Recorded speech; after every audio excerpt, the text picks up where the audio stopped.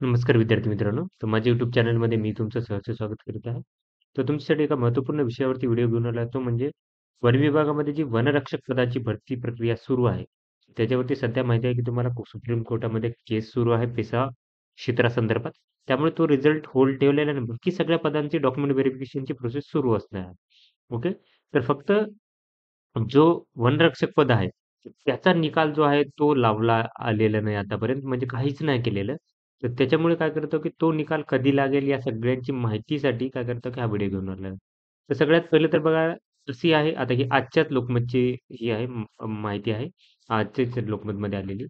PESA क्षेत्र वगळता वनरक्षकांची पदे भरण्यासाठी सर्वोच्च न्यायालयात जाणार असं सांगितलेलं आहे. तर बघा वनमंत्री सुधीर मुनगंटीवार यांचा निर्णय राज्य वन विकास संचालकाची महत्त्वाची बैठक झालेली आहे इथे.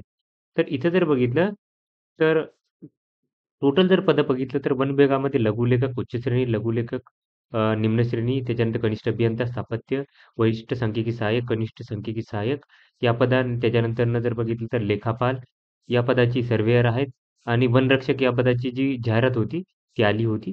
तर त्याच्यानुसार ही माहिती ही आहे की TCSने परीक्षा घेतली होती. इथं शॉर्टमध्ये दिलेलं आहे. त्याच्यानंतर बघितलं तर पेसा कायद्याअंतर्गत येणाऱ्या गावामध्ये पदे वगळता वनरक्षकाची इतर पदे भरण्यासाठी अ, राज्याचा वन विभाग सरकारमार्फत सर्वोच्च न्यायालयात विनंती करणार आहे.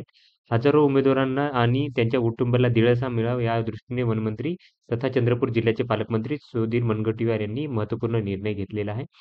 त्याच्यानंतर जर बघितलं तर महाराष्ट्र राज्य वन विकास महामंडळ संचालक मंडळाच्या बैठकीत वनमंत्री मुनगंटीवार यांनी वनबल प्रमुख शैलेश टेंभुर्णीकर यांच्याशी चर्चा करून भरतीच्या प्रक्रियेचा आढावा घेतला. विद्यार्थ्यांच्या हितासाठी राज्य सरकार, वन विभाग आणि स्वतः मी संवेदनशील असून त्यांचा दिलासा मिळावा या उद्देशाने विद्यार्थ्यांचे हित प्राधान्यक्रम आहेत. म्हणूनच हा निर्णय घेण्यात आल्याचा मुनगंटीवार म्हणले. त्यासाठी सर्वोच्च न्यायालयाचे विशेष वकील नियुक्त करण्याची कारवाई करा असेही निर्देशही दिलेले आहेत.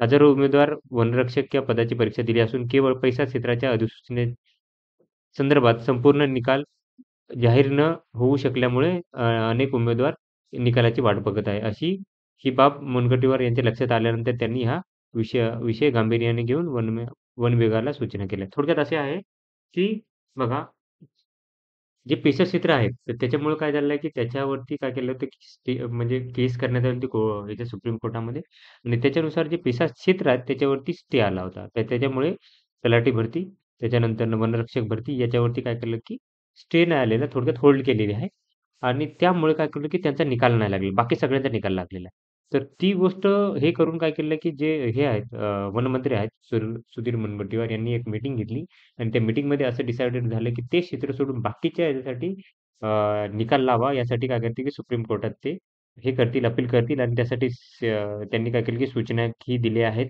जे की वनबल प्रमुख आहेत शैलेश टेंभुर्णीकर यांच्याशी चर्चा करून त्यांनी काय केलं, की ॲडव्होकेट ज्या सुप्रीम कोर्टात द्यावा अशी विनंती केलेली आहे. त्याच्यानंतर बघा, की पेशा क्षेत्राची वनरक्षकाची इतर पदे भरण्याकरता राज्य अ, वन विभाग सर्वोच्च न्यायालयात विनंती करणार आहे, असं सांगितलेलं आहे. त्याच्यानंतर इथं प्रकरण काय आहे ते सांगितलेलं आहे. परीक्षेसाठी 86.49% उमेदवार उपस्थित होते. भरती प्रक्रियेत पुढील टप्पे जसे की आन्सर की देणे, त्यावर आक्षेप मागवणे, आक्षेपाचे निवारण करणे, अंतिम आन्सर की देणे ही कार्यवाही पूर्ण करण्यात आलेली आहे. वनरक्षक वगळता ऑनलाईन परीक्षेचा निकाल जो आहे तो 22 नोव्हेंबर 2023 रोजी प्रसिद्ध करण्यात आला. मात्र राज्यपालाचे यांच्या 29 ऑगस्ट 2019 अन्वये पेशा क्षेत्राची स्थानिक पदे अनुसूचित जमातीसाठी अधिसूचित करण्यात आली होती. तर यासाठी काय केलं होतं, की आव्हान देण्यात आले होते आणि त्यामुळे बाकीचा निकाल आहे तो हे करण्यात आला होता, होल्ड करण्यात आला होता. तर ही महत्त्वाची बातमी होती. तर आशा करतो, की लवकरात लवकर हे प्रकरण संपले पाहिजे आणि निकाल जो आहे तो लवकरात लवकर लागला पाहिजे. जेणेकरून की विद्यार्थ्यांच्या पुढची प्रोसेस करता येईल. अदरवाईज हे थोडंसं अवघड जाणार आहे कारण म्हणजे उशीर होता. तर ही माहिती होती. तर अशाच महत्त्वपूर्ण माहितीसाठी माझ्या चॅनलला सबस्क्राईब करा, व्हिडिओला लाईक करा आणि इन्फॉर्मेशन मित्रांसोबत शेअर करा. धन्यवाद.